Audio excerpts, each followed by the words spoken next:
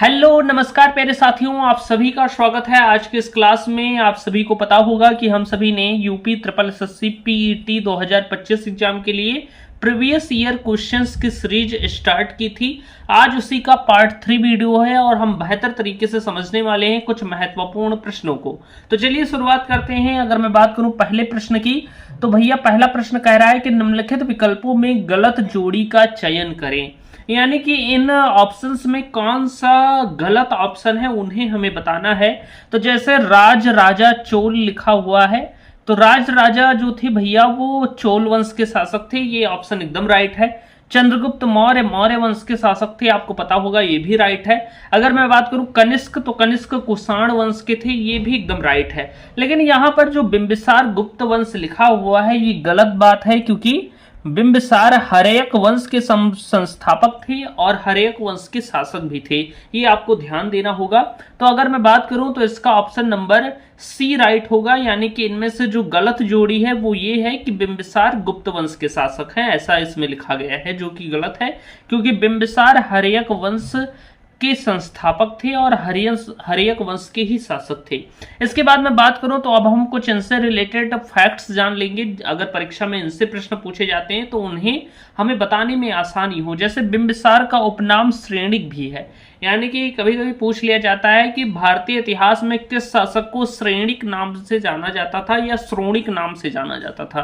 तो आपको ध्यान रखना है, बिंबिसार को श्रेणिक नाम से जाना जाता था। इसी के पुत्र का नाम अजात शत्रु था। अजात शत्रु को कुड़िक के नाम से जाना जाता था। आप नोट कर सकते हैं साइड में कि अजात शत्रु को कुड़िक के नाम से जाना जाता था। और अजात शत्रु ने ही सर्वप्रथम बार युद्ध में रथ मूसल और महाशिला कंटक का प्रयोग किया था। ये बातें यहाँ पर लिखी नहीं है, लेकिन ये बात आपको ध्यान रखनी है। इसके बारे में ये रिलेटेड बात बहुत बार पूछी गई है कि रथ मूसल और महाशिला कंटक का प्रयोग करने वाला भारतीय इतिहास में पहला शासक कौन सा था, तो वो था अजात शत्रु। अजात शत्रु की शादी किससे हुई थी, तो वाजिरा से हुई थी। ये बात भी आपको ध्यान रखना है, जो कि राजा प्रसेनजीत की पुत्री थी। इतनी चीजें हमने अजात शत्रु के बारे में जान ली, जो यहां पर मैंने नहीं लिखी है, लेकिन आप सुन लीजिएगा तो आपको याद हो जाएगा। अगर मैं बात करूं बिंबिसार की, तो बिंबिसार का विवाह कौशल राज की पुत्री महाकौशला के साथ हुआ था। वैसे इसने 3 विवाह किए थे, लेकिन उसने जो प्रमुख परीक्षाओं में पूछ लिए जाते हैं उनमें है कौशल राज की पुत्री महाकौशला से इसका विवाह हुआ था। और यहां से प्रश्न पूछा जाता है कि इसे दहेज में क्या मिला था, तो इसे दहेज में काशी प्रांत मिला था। काशी, जो आप वाराणसी के नाम से जानते हैं, वही मिला था। और वहां से 1 लाख रुपए वार्षिक आय होती थी तब के समय में। ये बात आपको ध्यान रखनी है। ये प्रश्न पूछा गया है कि बिंबिसार को कौन सा क्षेत्र दहेज में मिला था जहां से 1 लाख रुपए वार्षिक आय होती थी, तो वो भैया काशी था। ये बात आपको ध्यान रखनी है। इसके बाद मैं बात करूं राज चोल के बारे में, तो ये चोल वंश के महान शासक थे।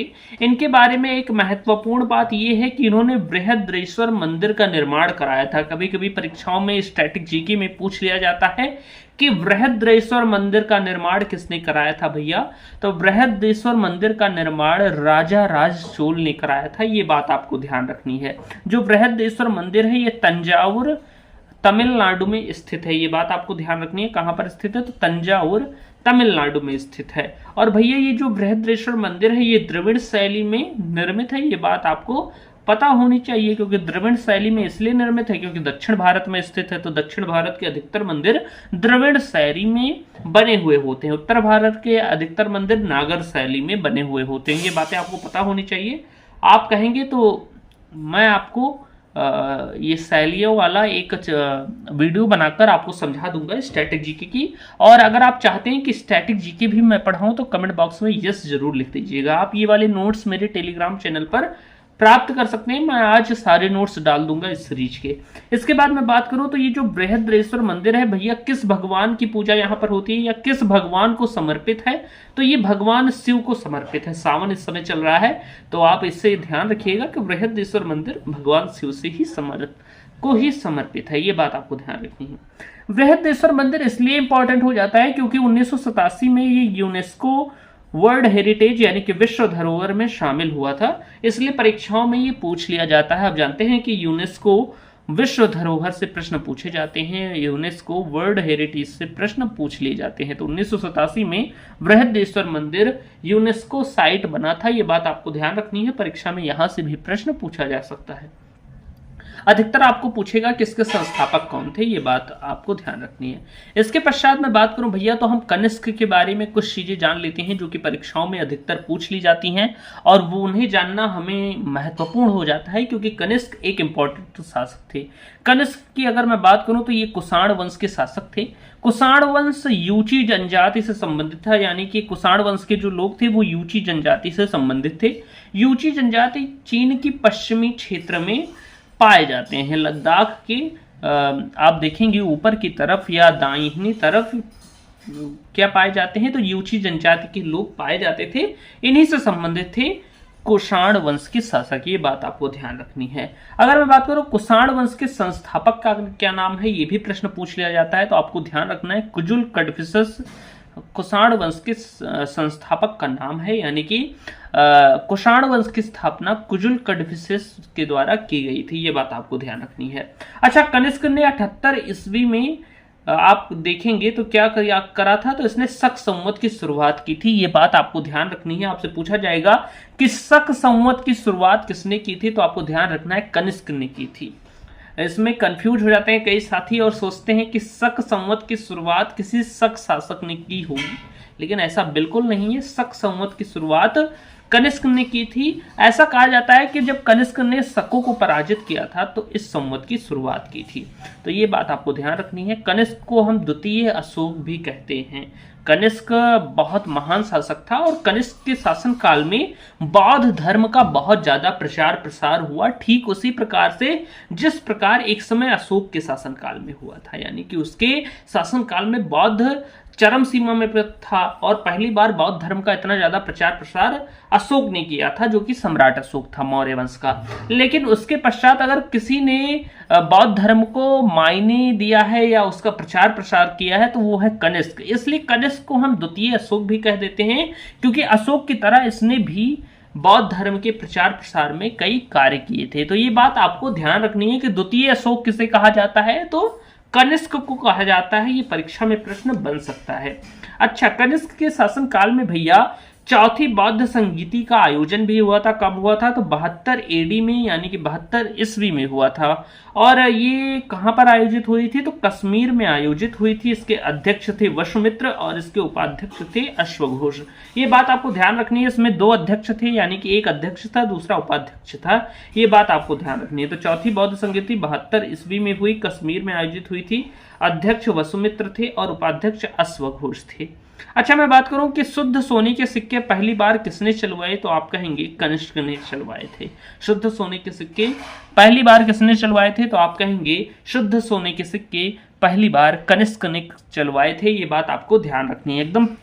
एकदम प्योर गोल्ड के जो सिक्के थे वो कनिष्क के द्वारा ही चलवाए गए थे। परीक्षा में यहाँ से कई बार प्रश्न पूछा जा चुका है। पेट में नहीं पूछा गया है, लेकिन और भी जो एसएससी जैसे एग्जाम्स हैं वहां पर पूछा गया है, तो हो सकता है इस बार यहाँ पर भी पूछ लिया जाए। तो हमें वो जानकारियां भी क्या करनी है, ध्यान में रखनी है, जो पूछे जाते हैं आसपास के एग्जाम्स में भी। अच्छा, मैं बता दूं कि वीडियोस नहीं आ पा रही थी और एक कमेंट भी आया था स्टूडेंट्स का, पूजा सिंह नाम का, कि सर अगर आज वीडियो नहीं आई तो क्या हो जाएगा, तो अनसब्सक्राइब कर देंगे चैनल को। तो अनसब्सक्राइब ना कीजिएगा, यहाँ पर वीडियो मैं लेकर आ गया हूँ।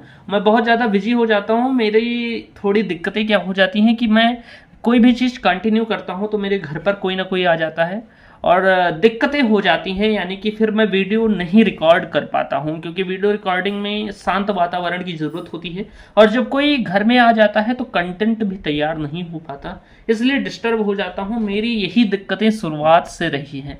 मैं रेगुलर नहीं हो पाया हूं, लेकिन मैं प्रयासरत हूं कि अब मैं रेगुलर होऊंगा। अच्छा, ऐसे स्टूडेंट्स भी नहीं मिले जो इंतजार करते हों, पहली बार ऐसे स्टूडेंट्स भी मिले हैं। तो चलिए, मैं अब क्या करूंगा, रेगुलर क्लासेस लेकर आऊंगा। आज मुझे कहीं जाना भी था, लेकिन इसीलिए नहीं गया क्योंकि आज क्लास अटेंड करनी थी, क्योंकि एक कमेंट आ गया था और इसके लिए मैंने क्लास अटेंड की। और साथ ही जितने लोग देख रहे हो, आपसे यही विनती रहेगी, मैं बदले में कुछ नहीं लेता हूँ, नोट्स भी आपको दे देता हूँ, तो आपसे यही प्रयास रहेगा कि आप पहली सीरीज की पहली वीडियोस को बहुत ज़्यादा प्यार देते हैं, यानी कि 150-200 व्यूज हो जाएंगे, फिर उसके बाद जो वीडियो आएंगे उसे धीरे धीरे कम देखना शुरू कर देते हैं।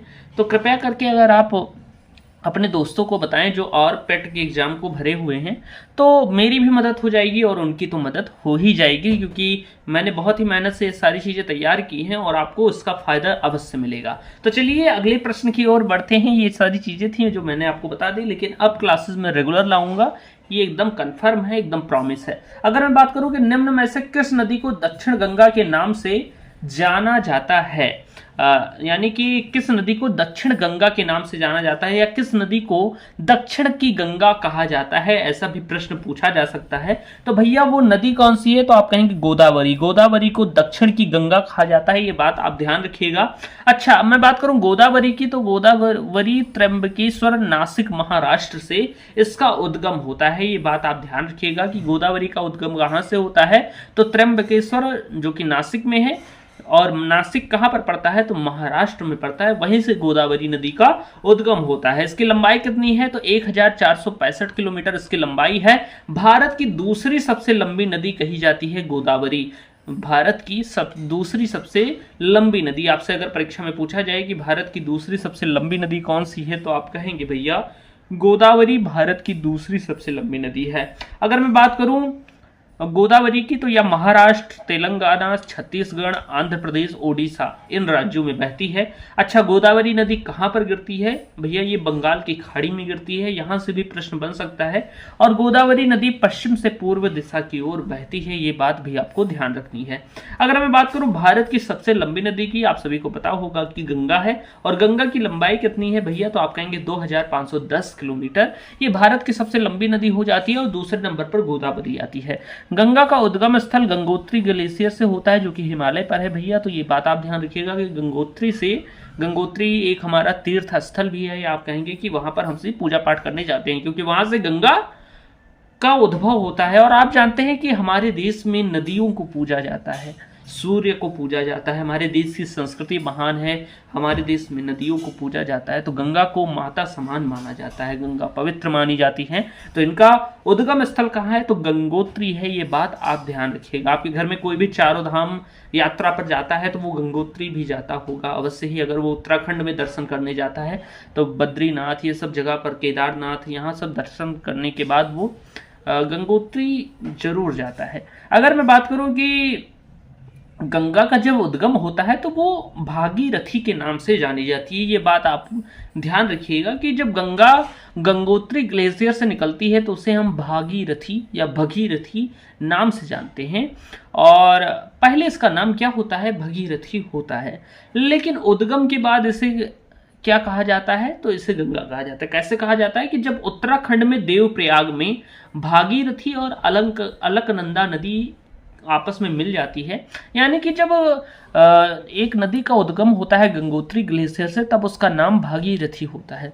लेकिन जब वह उत्तराखंड में देवप्रयाग में पहुंचती है, वहां पर भागीरथी और अलकनंदा दो नदियां होती हैं, उनका संगम हो जाता है, यानी कि मिलन हो जाता है। उसके पश्चात जो नदी वहां से निकलती है उसे हम गंगा के नाम से जानते हैं, यानी कि गंगोत्री से निकली नदी को हम भागीरथी कहते हैं, लेकिन जब वो देवप्रयाग में पहुंच जाती है उसके पश्चात हम उसे गंगा कहने लगते हैं, ये बात आप ध्यान रखिएगा। हमारे शास्त्रों में आप कहेंगे कि कहानियों में या आप कह सकते हैं ग्रंथों में ऐसा लिखा हुआ है कि जो गंगा थी इनको पहली बार भागीरथी जी ने पृथ्वी पर लाया था तपस्या कर कर, और इसीलिए इसे भागीरथी के नाम से जानते हैं। भगीरथी एक राजा थे जो कि श्री रामचंद्र के वंशज थे, यानी कि जो हमारे राम जी हैं उन्हीं के वंशज थे, इसलिए इसी के आधार पर गंगा को हम भगीरथी भी कहते हैं। और पहले भगीरथी निकलती है गंगोत्री ग्लेशियर से, जब देवप्रयाग में भगीरथी और अलकनंदा आपस में मिल जाती हैं तो गंगा कहलाती है उसके बाद। अच्छा, मैं बात करूं तो गंगा भैया पूर्व की ओर बहती है। किस ओर बहती है, तो पूर्व की ओर बहती है, ये बात भी आप ध्यान रखिएगा। मैं एक्स्ट्रा डिटेल आपको बताते हुए चलता हूं। उम्मीद है मेरे एक्सप्लेन किए हुए सारी चीज़ें आपको अच्छे तरीके से समझ में आई होगी। अच्छा स्टूडेंट्स, आप कमेंट भी जरूर कर दिया कीजिए कि क्लास कैसी लगी, आपको कुछ और ऐड चाहिए या कुछ और आप पढ़ना चाहते हैं मुझसे, तो वो भी मुझे बता दिया कीजिए। इसके पश्चात मैं बात करूं कि विश्व का सबसे ऊंचा पठार कौन सा है। अगर मैं बात करूं तो पूर्वी अफ्रीका पठार, तिब्बत का पठार, पश्चिमी पठार, दक्कन का पठार। अगर मैं राइट आंसर की बात करूं तो भैया विश्व का सबसे ऊंचा पठार कौन सा हो जाता है, तो आप कहेंगे विश्व का सबसे ऊंचा पठार पूर्वी अफ्रीका का पठार हो जाता है। अगर मैं बात करूं, सॉरी पूर्वी अफ्रीका नहीं, सॉरी तिब्बत का पठार हो जाता है। विश्व का सबसे ऊंचा पठार कौन सा हो जाता है, तिब्बत का पठार हो जाता है, तिब्बत का पठार हो जाता है। ये बात आपको ध्यान रखनी है कि विश्व का सबसे ऊंचा पठार कौन सा है, तिब्बत का पठार हो जाता है। तिब्बत का पठार विश्व का सबसे ऊंचा पठार है, ये बात आपको ध्यान रखनी है। यहाँ पर गलती से मैंने ये कर दिया पूर्वी अफ्रीका का पठार। पूर्वी अफ्रीका का जो पठार है भैया वो अफ्रीका का सबसे बड़ा पठार है, ये बात आपको ध्यान रखनी है कि पूर्वी अफ्रीका का पठार अफ्रीका का सबसे बड़ा पठार है। अगर मैं बात करूं पूर्वी अफ्रीका का पठार युगांडा, तंजानिया, केन्या में विस्तृत है, ये बात आपको ध्यान रखनी है। यानी कि पूर्वी अफ्रीका का पठार कहां तक विस्तृत है, तो आप कहेंगे युगांडा, तंजानिया और केन्या में विस्तृत है। युगांडा, अगर आपने मार्वल्स की मूवी देखी होगी तो उसमें ब्लैक पैंथर नाम का एक मूवी है, उसमें युगांडा का नाम आता है, तो युगांडा अफ्रीका में ही है। जिसने मार्वल की मूवी देखी होगी उसे पता होगा युगांडा अफ्रीका में पड़ता है।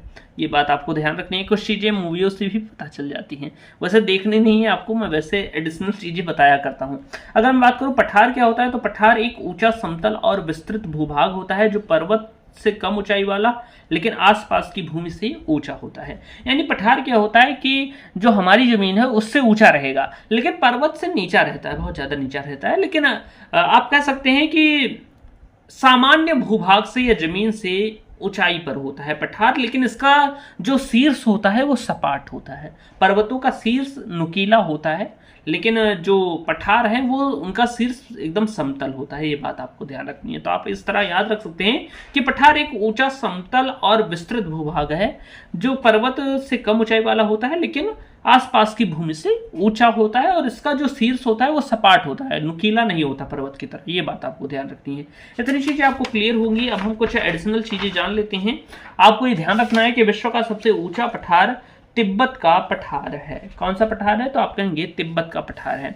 अब हम बात कर लेते हैं अपने यहाँ के पठार की जिनसे परीक्षाओं में प्रश्न पूछ ही लिया जाता है, जैसे दक्कन का पठार। दक्कन का पठार किस प्रकार की चट्टानों से बना है, ये प्रश्न आपको अक्सर मिल सकता है परीक्षा में।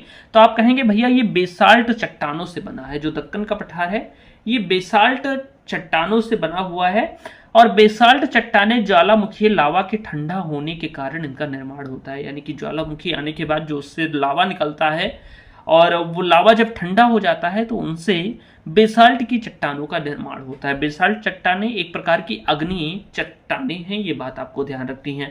अगर मैं बात करूं दक्कन के पठार की, तो ये भारत का सबसे बड़ा पठार है, ये बात भी आपको ध्यान रखनी है। भारत का कौन सा पठार त्रिकोणीय आकार का है, ये परीक्षा में कई बार पूछा जा चुका है कि भारत का कौन सा पठार त्रिकोणीय आकार का है। तो आपको ध्यान रखना है कि दक्कन का पठार जो है वो त्रिकोणीय आकार का है, यानी कि त्रिभुजाकार आकार का है दक्कन का पठार, ये बात आपको ध्यान रखनी है। इसके पश्चात मैं बात करूं महाराष्ट्र, ये कहां पर फैला हुआ है, तो ये महाराष्ट्र, कर्नाटक, तेलंगाना, आंध्र प्रदेश, ओडिशा, मध्य प्रदेश, छत्तीसगढ़ में फैला हुआ है। दक्कन के पठार में काली मिट्टी पाई जाती है। आप जानते हैं कि जहां पर ज्वालामुखी लावा निकलता है तो ज्वालामुखी लावा से जब वो ठंडा हो जाता है तो वहां से काली मिट्टी का निर्माण होता है, और काली मिट्टी में भैया कपास, सोयाबीन, मक्का, बाजरा का उत्पादन ज्यादा होता है। तो इन क्षेत्रों में महाराष्ट्र, कर्नाटक, तेलंगाना, आंध्र प्रदेश, उड़ीसा, मध्य प्रदेश, इन क्षेत्रों में कपास, सोयाबीन, मक्का, बाजरा आदि का अच्छा उत्पादन होता है, ये बात आपको ध्यान रखनी है। इतनी चीजें आपको पता हो चल गई होंगी। अब हम बात करें भैया अगले प्रश्न की। अगला प्रश्न कह रहा है कि निम्न में से सहारा रेगिस्तान कहां पर स्थित है। अगर मैं बात करूं सहारा रेगिस्तान की, तो भैया यह उत्तरी अफ्रीका में स्थित है। उत्तरी अफ्रीका में क्या स्थित है, तो आप कहेंगे सहारा मरुस्थल स्थित है या सहारा रेगिस्तान स्थित है। अगर मैं बात करूं सहारा मरुस्थल की, तो यह दुनिया का सबसे बड़ा गर्म मरुस्थल है, यह बात आपको ध्यान रखनी है। आपसे अगर पूछा जाए कि दुनिया का सबसे बड़ा गर्म मरुस्थल कौन सा है, तो आप कहेंगे सहारा मरुस्थल दुनिया का सबसे बड़ा गर्म मरुस्थल है, ये बात आपको ध्यान रखनी है। अगर मैं बात करूं सहारा मरुस्थल का एरिया कितना है, तो 92 लाख किलोमीटर स्क्वायर इसका क्षेत्रफल है, बहुत बड़ा है ये। और प्रमुख जनजाति यहाँ पर कौन से रहती है, तो आप कहेंगे तुआरेग जनजाति यहाँ पर रहती है। ये बात आपको ध्यान रखना है कि यहाँ पर तुआरेग जनजाति रहती है। तीन चीजें आपको क्लियर होंगी। एक प्रश्न और देख लेते हैं जो कि परीक्षाओं में पूछ ही लिया जाता है, ये पॉलिटी का प्रश्न है, लेकिन आपको ध्यान रखना है कि भारत की संविधान सभा में ऐतिहासिक उद्देश्य संकल्प निम्न में से किसके द्वारा प्रस्तुत किया गया था, तो वो भैया जवाहरलाल नेहरू जी के द्वारा प्रस्तुत किया गया था। ये बात आपको ध्यान रखनी है। उद्देश्य संकल्प जो है या उद्देश्य प्रस्ताव अगर मैं बात करूं तो उद्देश्य संकल्प 13 दिसंबर 1946 में जवाहरलाल नेहरू जी के द्वारा संविधान सभा के सम्मुख प्रस्तुत किया गया था। 13 दिसंबर 1946 को जवाहरलाल नेहरू जी के द्वारा उद्देश्य संकल्प प्रथम बार संविधान सभा के सम्मुख प्रस्तुत किया गया था। 22 जनवरी 1947 को संविधान सभा ने उद्देश्य संकल्प को स्वीकार कर लिया था। ये बात आपको ध्यान रखनी है। और उद्देश्य संकल्प का ही संशोधित रूप भारतीय प्रस्तावना है। ये बात आप ध्यान रखिएगा कि जो भारतीय प्रस्तावना है वो कहां से इसका मतलब लिया गया है आप कह सकते हैं, या किसका संशोधित रूप है, तो वो भैया उद्देश्य संकल्प का ही संशोधित रूप है। ये बात आपको ध्यान रखनी है। तो इतनी चीजें आपको क्लियर होंगी। हमने कुछ महत्वपूर्ण प्रश्नों को देखा है, हालांकि आज प्रश्न कम थे, लेकिन चलिए मैं अगली क्लास में ज्यादा प्रश्न लेकर आऊंगा। और अब मैं सोच रहा हूं कि मैं टॉपिक वाइज जैसे भारतीय राष्ट्रीय आंदोलन की एक सीरीज स्टार्ट करूं, फिर जियोग्राफी की, यानी कि टॉपिक वाइज ऐसे करके हम क्वेश्चनों को पढ़ें। तो अगर आप इससे सहमत हैं तो आप जरूर बताइएगा, और इसके नोट्स मैं टेलीग्राम चैनल में डाल दूंगा, नीचे लिंक है, वहां से आप ज्वाइन कर सकते हैं। मिलते हैं अगली वीडियो में। धन्यवाद।